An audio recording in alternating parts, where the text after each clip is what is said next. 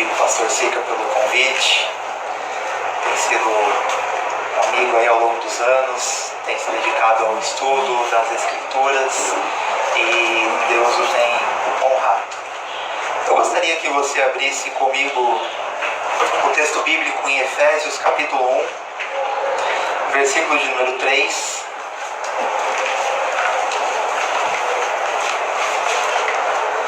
Carta de Paulo aos Efésios, capítulo 1, versículo de número 3.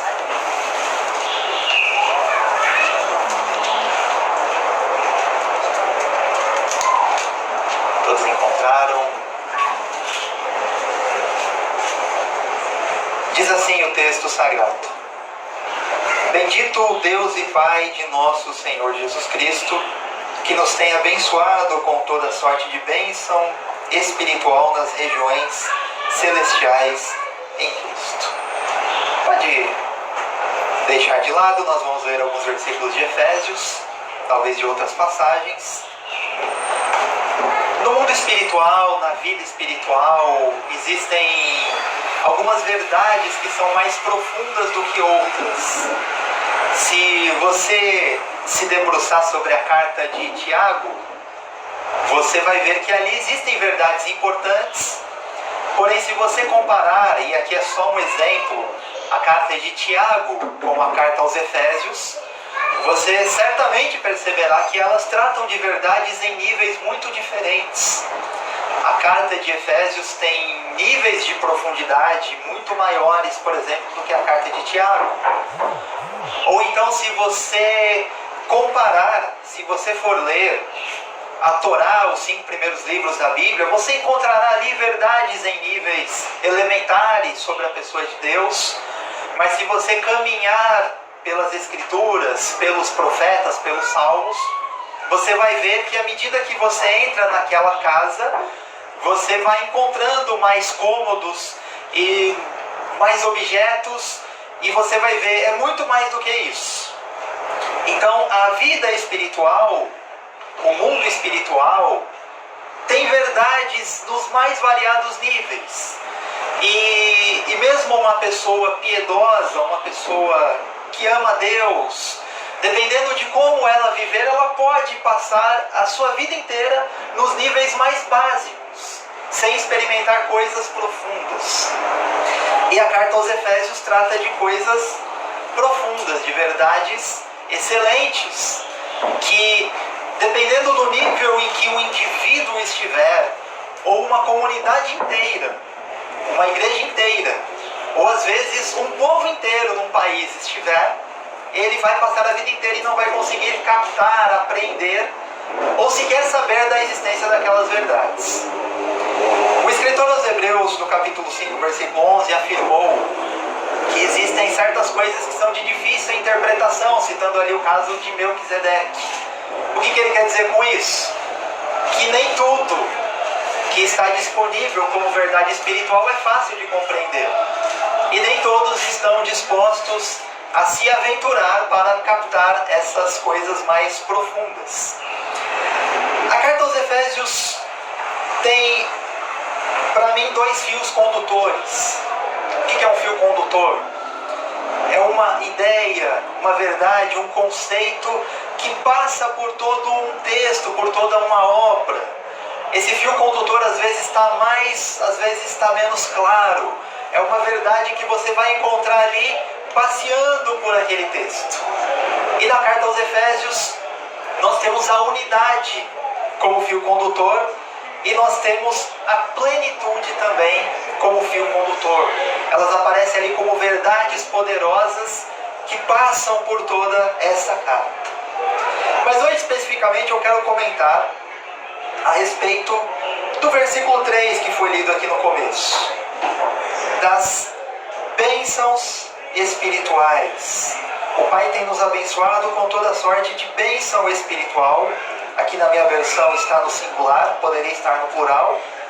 Nas regiões celestiais em Cristo. As regiões celestiais. Existem muitos mundos espirituais sobre os quais nós não temos muito conhecimento, talvez quase nenhum conhecimento. Mas existem mundos, existem vários níveis que não são acessíveis a nós, seres humanos. Nós temos uma vaga ideia sobre isso. Mas a criação de Deus, penso eu, tanto física como espiritual, é muito vasta, é muito grande. Mesmo no que se refere àquilo que é físico, aquilo que nós podemos aprender pelos sentidos, né? Vamos dizer assim, o universo. Aquilo que os antigos achavam sobre o universo é tão, aos nossos olhos hoje, tão ridículo que nós podemos até rir.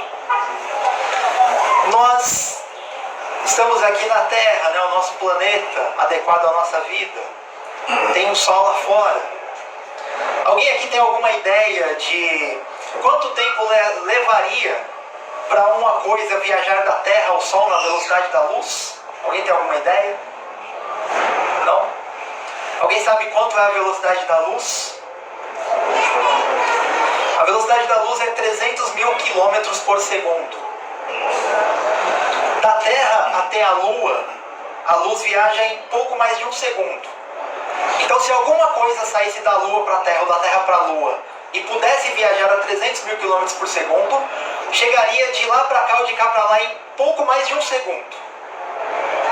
Se alguma coisa pudesse viajar da Terra para o Sol ou do Sol para a Terra na velocidade da luz, chegaria de lá para cá ou de cá para lá em mais ou menos 8 minutos. 150 milhões de quilômetros da Terra para o Sol. Tem uma coisa que chega do Sol para a Terra em 8 minutos. Sabe o que é? A luz do Sol que você está vendo. A luz do Sol que chegou até aqui a nós, ela saiu de lá 8 minutos atrás. Se você olhar para o Sol, você está vendo o passado. Você não está vendo o Sol agora. Você está vendo o Sol como ele era 8 minutos atrás. Existem algumas galáxias, alguns planetas que estão a alguns milhares de anos-luz da nossa Terra. Eu vou tirar aqui porque não tem ninguém perto de mim, acho que não tem nenhum problema. Vou tirar um pouquinho essa máscara aqui que está me atrapalhando. Existem alguns planetas que estão a alguns milhares de anos-luz da Terra. O que significa isso?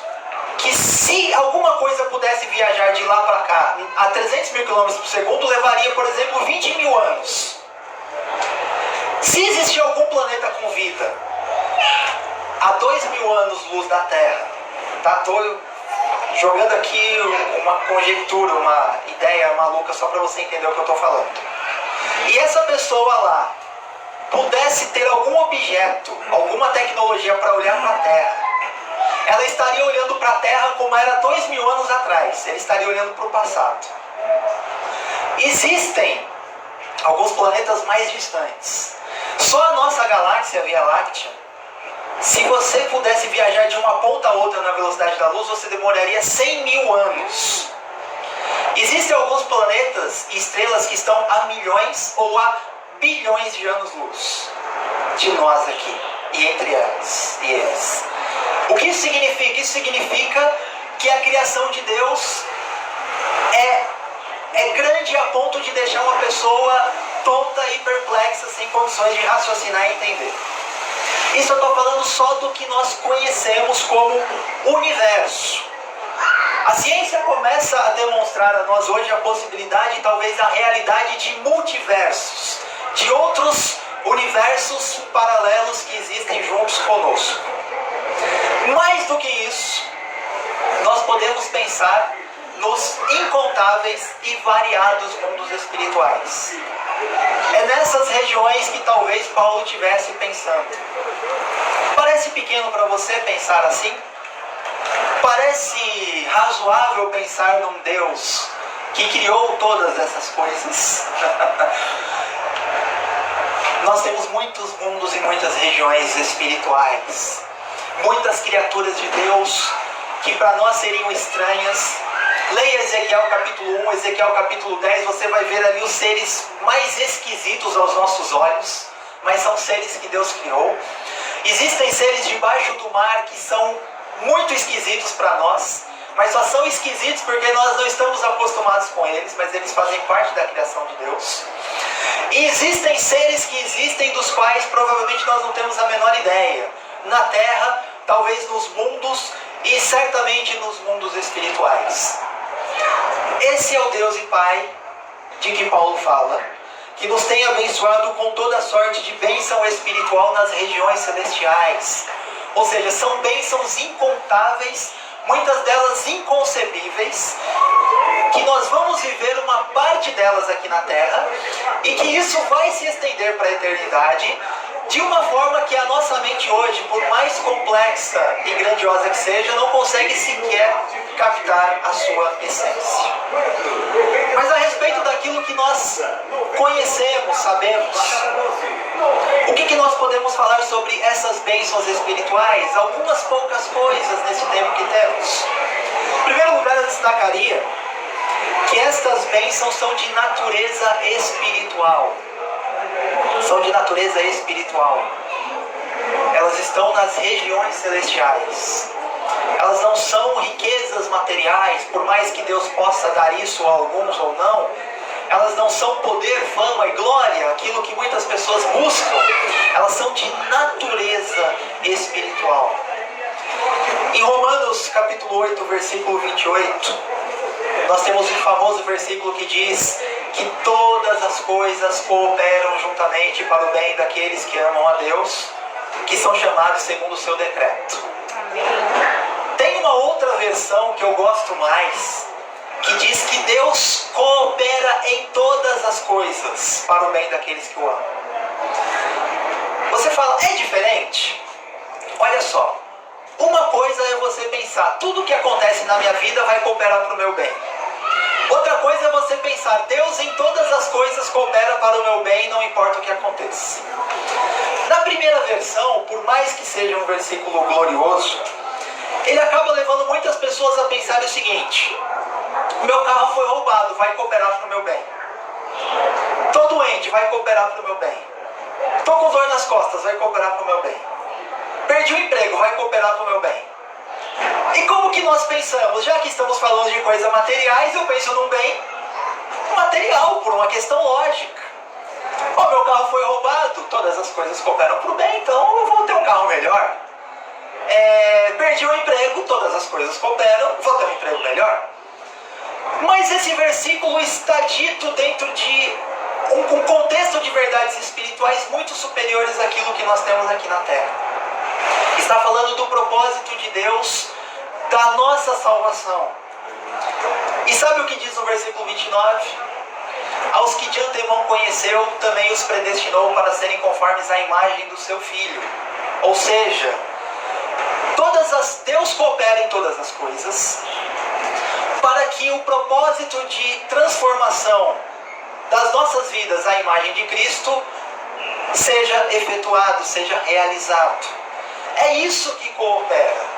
É nesse sentido, é muito mais alto do que às vezes nós pensamos. Nós estamos pensando aqui no carro novo que eu vou ganhar, que nós vamos ganhar, no emprego, na promoção.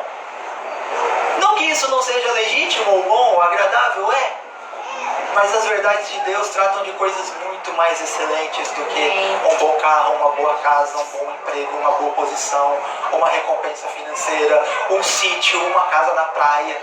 Tudo isso é ótimo, mas diante das excelentes coisas de Deus, das coisas das bênçãos espirituais, tudo isso é pobre, tudo isso é pequeno, tudo isso é bastante insignificante. Essas bênçãos são de natureza espiritual e são de fonte espiritual, elas vêm diretamente de Deus. E algumas questões surgem à nossa mente quando nós tratamos dessas bênçãos. Primeiro, quais são essas bênçãos? Como eu já disse, são muitas, são incontáveis, incalculáveis, e muitas delas nós sequer podemos conceber em vida, eu penso. Mas nós podemos falar de algumas, como por exemplo, ser morada do Espírito Santo, conforme está em 1 Coríntios 3,16, onde Paulo diz que nós somos santuário de Deus. A palavra que Paulo usa ali no texto grego é a palavra que designava o lugar santíssimo do templo de Jerusalém. O lugar onde ficava a arca de Deus, a presença sagrada, e onde só o sumo sacerdote podia entrar ali uma vez por ano. Esse lugar santíssimo de Deus somos nós. Essa é uma das bênçãos espirituais. Outra bênção, conforme eu disse, é ser imagem do Filho. Em 2 Pedro 1,4 está escrito que pelas suas preciosas promessas nós podemos participar da natureza divina. Esse é um aspecto da salvação, talvez o mais elevado que conheçamos, que tem sido quase que totalmente negligenciado por quase todos os segmentos cristãos. A salvação é muito mais do que ir para o céu. Eu pergunto para você e peço que você responda para você mesmo. O que é mais importante? Quem você é ou o lugar onde você está? O que te parece? O que é mais importante? Quem você é ou o lugar onde você está? Para mim, me parece muito mais importante quem eu sou, não importa onde eu esteja. Então veja, um dos aspectos da salvação é ir para o céu. Que maravilha! É o que é mais dito. Mas tem um outro aspecto que é participar da natureza de Deus, que é quase totalmente ignorado pelos segmentos cristãos. O que te parece melhor? Ir para o céu ou viver um processo no qual você, eu, seres humanos, vários pecadores, estamos sendo transformados à imagem do próprio Cristo, do próprio Deus, e participando da sua natureza. O que te parece melhor? O que te parece mais profundo e mais excelente? Estar num lugar muito bom ou participar da essência de Deus? Para mim, a segunda opção faz muito mais sentido ser a melhor. Jesus disse, lá no Sermão do Monte, no capítulo 5, ali já no finalzinho do capítulo 5, para nós amarmos os inimigos, fazermos bem aos que nos perseguem, etc. Porque assim como o Pai faz a sua chuva descer sobre justos e injustos, o seu sol vir sobre bons e maus, né? Assim nós seremos filhos do nosso Pai. O que ele está dizendo? Que quando nós agimos como Deus age, nós nos parecemos com Deus, e nos tornamos filhos do nosso Pai, assim como a ideia de filho e de pai é de, entre outras, semelhança. Tá? Semelhança. A Bíblia tem uma linguagem que é comum no idioma hebraico, que é quando alguém parece muito com alguma coisa, quando alguém tem uma característica muito forte, ela é chamada de filho daquilo. Filho da perdição, Judas. Ele fez uma coisa tão terrível de um perdido que ele é chamado de filho da perdição. O filho da luz, o filho da consolação, o filho da iniquidade. A ideia de semelhança na Bíblia é usada na figura de pai e filho. E isso se transfere automaticamente de nós para Deus. Quando nós falamos que somos filhos de Deus, nós estamos nos propondo a ser semelhantes a Deus. Não na glória, lógico, não em buscar a autoexaltação, mas em nos comportarmos como Deus. Te parece uma coisa elevada essa bênção espiritual? Te parece elevado receber dons espirituais, dons do próprio Deus? O próprio Deus dá dons a você, escolher os dons que Ele vai te dar, conforme está em 1 Coríntios 12, Ele distribui segundo a sua vontade. Te parece grandioso o Espírito Santo gerar fruto em você, conforme está em Gálatas 5:22, o fruto do Espírito, que é um processo no qual nós vamos nos parecendo com Deus. Amor, alegria, paz, longanimidade, benignidade, bondade, fidelidade, mansidão, temperança. Tudo isso sendo operado em nós diariamente, constantemente. Ou conforme está em 2 Coríntios 3:18, uma transformação de glória em glória.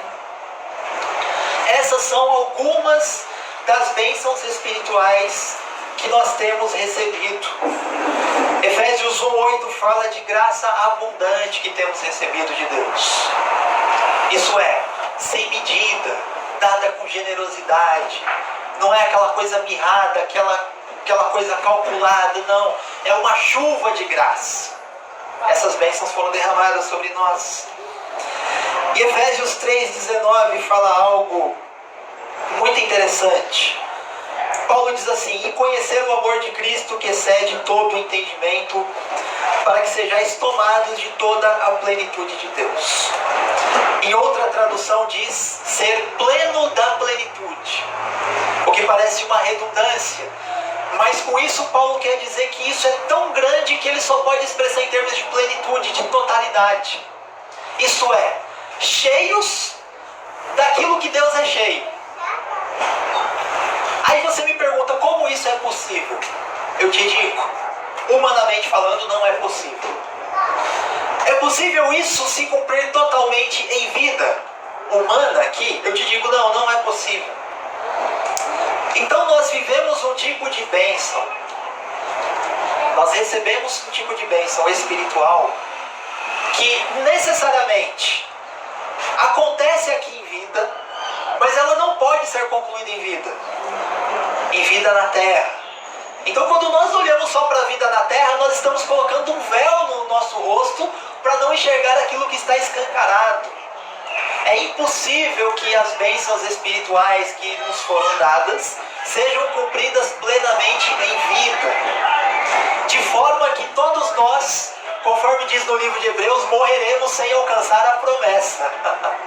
Você não vai viver plenamente as promessas de Deus aqui na terra, é impossível. É humanamente impossível que um ser humano, por mais espiritual que seja cheio da plenitude de Deus, pleno da plenitude. Nem Enoque, nem Elias, nem Moisés, nem Paulo, só Jesus. Só de Jesus é dito que habitou corporalmente nele a plenitude da divindade. Só Jesus. Mas nós estamos num processo de transformação à imagem do Filho. O que isso significa? Que nós participaremos dessas bênçãos, mas elas começam aqui e elas só podem terminar nas eras eternas. Você pode ler Efésios capítulo 2, versículo 6, onde Paulo diz o seguinte: e juntamente com ele, com Cristo, nos ressuscitou e nos fez assentar nos lugares celestiais em Cristo Jesus. Ou seja, as bênçãos são de natureza espiritual, estão nos lugares celestiais. E onde nós estamos? Exatamente nos lugares celestiais. Então nós estamos nos lugares certos para viver as bênçãos espirituais de Deus. Mas veja o versículo 8. Veja o versículo 7, desculpa. Para mostrar nos séculos vindouros a suprema riqueza da sua graça, em bondade para conosco em Cristo Jesus. Nos séculos vindouros, não é século, um período de 100 anos, é era vindoura. Quer dizer, nós já estamos nos lugares celestiais, nós já vivemos essa bênção, mas ela continua nas eras vindouras. Elas não podem se cumprir plenamente nesta nossa pequena, frágil, passageira vida, na qual estamos neste corpo. Você não é este corpo. Paulo diz em 2 Coríntios capítulo 5 que nós, enquanto estamos neste tabernáculo, gememos carregados. Por quê? Porque ele é apertado, ele é inadequado. Nós estamos aqui por um tempo, mas ele não é a nossa verdadeira casa. Nós temos uma casa no céu, diz o mesmo Paulo. Amém. Na mesma passagem. Outra coisa pode te surgir à mente. Se nós somos abençoados com todas as sortes de bênçãos espirituais nos lugares celestiais, se elas são tão ricas e abundantes, se elas são tão gloriosas, por que muitos de nós não vivem essas bênçãos? Por que elas parecem tão distantes da nossa realidade? Eu poderia dar muitas razões, mas para terminar eu te digo o seguinte. Primeiro, a falha no nosso entendimento. Paulo diz aqui em Efésios 1,18 o seguinte: iluminados os olhos do vosso coração, para saberdes qual é a esperança do seu chamamento, qual é a riqueza da glória da sua herança nos santos. O nosso coração, a nossa alma precisa de iluminação para entender essas verdades. Não é uma iluminação só no campo da razão, é no campo da alma. daquilo que está conectado com Deus. O nosso espírito precisa receber essa iluminação para estar em um contato mais profundo com Deus e compreender internamente essas verdades. Não adianta alguém chegar e explicar, elas têm que acontecer dentro de nós. A iluminação tem que acontecer dentro de nós, para que nós compreendamos essas verdades. O nosso pensamento às vezes está direcionado para as coisas erradas. Paulo diz em Colossenses 3, portanto, se já ressuscitastes com Cristo, pensai nas coisas que são de cima, onde Cristo está sentado à destra de Deus. Pensai nas coisas que são de cima, não nas que são da terra. E aqui nós temos algo muito difícil de acontecer, porque nós estamos no corpo material, nós temos as contas para pagar, nós temos ameaças de enfermidades, nós temos perigos à nossa vida, nós temos uma família para cuidar, para sustentar. Ou seja, toda hora nós estamos pensando nas coisas da terra, e é impossível que assim não seja. Algumas poucas pessoas conseguem subir os níveis quando elas começam a se dedicar mais e mais a Deus. E aí elas vão deixando as coisas da terra e vão subindo. Eu imagino que Enoque e Elias tenham sido arrebatados em vida por Deus, porque eles chegaram ao nível em que eles estavam talvez quase que totalmente pensando nas coisas de cima, andando com Deus integralmente. E aí eles foram tomados. Mas a maior parte de nós não consegue chegar sequer perto disso. E nós devemos nos esforçar em oração, em dedicar momentos às coisas espirituais, em buscar a Deus, em deixar um pouco, fazer como Jesus, que às vezes saía da multidão e ia orar sozinho. E orar e ficar sozinho com o Pai. A maior parte de nós não faz isso, a gente está só envolvido no dia a dia, no trabalho. Eu digo para você, até a igreja vira um meio de nos distrair das coisas de Deus. Alguns pregadores estão tão ocupados com a sua agenda que eles não têm tempo de orar, de buscar a Deus, de estarem a sós com Deus. Veja, parece loucura, mas muita gente se perde dentro de casa. A dracma é perdida dentro de casa, lá na parábola de Jesus. E por fim, é muito comum nós trocarmos as excelentes coisas de Deus, conforme fez Esaú, por um prato de lentilha. Pelas coisas do dia a dia, pelo prazer momentâneo, pela necessidade imediata. Notem, meus queridos, há muitas coisas excelentes de Deus para nós. As coisas espirituais, elas são muito profundas. E eu estou certo de que se o nosso espírito pudesse ser projetado para o mais baixo nível espiritual que existe, para nós irmos lá, olharmos um pouquinho e voltarmos, aquilo seria tão superior ao que nós conhecemos que nós não teríamos condições de expressar isso em linguagem humana. E como que eu sei disso? Vou te dar só uma razão pela qual eu sei disso. Tem muitas, mas eu vou te dar uma só. Em 2 Coríntios 12, Paulo fala de um homem que foi arrebatado ao terceiro céu, e ele não sabe se foi no corpo, se foi fora do corpo. E lá, ele ouviu coisas inefáveis que ao homem não é lícito falar. Inefável é algo que é tão grandioso, maravilhoso, que a linguagem humana não expressa. Paulo subiu só a um nível ali do mundo espiritual. Os judeus compreendiam 7 céus. A mística judaica fala de incontáveis mundos espirituais. E talvez a ciência venha aproximar um pouco religião, talvez a física quântica venha aproximar um pouco religião e ciência, mostrando a existência de incontáveis mundos sobre os quais nem sonhávamos. Mas eu digo para você, há coisas profundas de Deus. E se você não tem vivido nada disso, eu te convido a dedicar mais tempo a orar, a se consagrar, a jejuar, a ler a Bíblia, a ler livros espirituais, a aprender, a direcionar a tua mente para coisas superiores. Porque É tão grande o que Deus tem que a gente não consegue nem ter ideia daquilo que Ele preparou. Amém? Eu deixo com você esta palavra e que o Senhor abençoe a tua vida.